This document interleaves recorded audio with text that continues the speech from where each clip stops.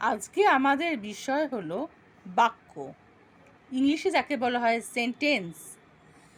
চলো, এটা কি একটা বাক্য হলো? না। আমি তোমাকে ভালোবাসি, এটা একটা বাক্য হলো।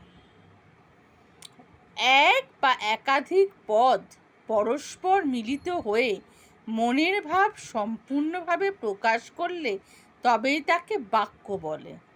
যেমন পেলে আর মারাদোনা দেখা হতেই, এটা কি কোনো বাক্য হলো? না, কারণ সম্পূর্ণরূপে এটা মনের ভাব প্রকাশ করলো না। কিন্তু যদি আমরা বলি পেলে ও মারাদোনা দেখা হতেই দুজন দুজনকে আলিঙ্গন করলেন, তবে সেটা একটা বাক্য। এখন বাক্য গঠন করতে গেলে আমাদের অবশ্যই তিনটে শর্ত মেনে নিতে হবে। একটা হলো যোগ্যতা, একটা আকাঙ্ক্ষা, আর একটা হলো আসক্তি। একটা হলো যোগ্যতা।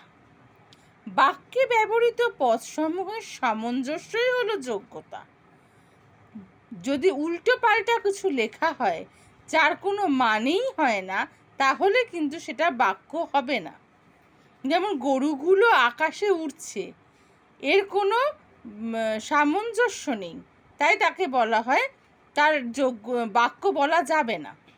বাক্যের মধ্যে থাকা পদ বা পদগুলির সঙ্গত অর্থ ও ভাব প্রকাশ করাকেই বলা হয় যোগ্যতা। আমরা যদি বলি পাখিরা আকাশে উঠছে, তাহলে তার সঙ্গত অর্থ প্রকাশ পাবে, তাহলে তার যোগ্যতা থাকবে।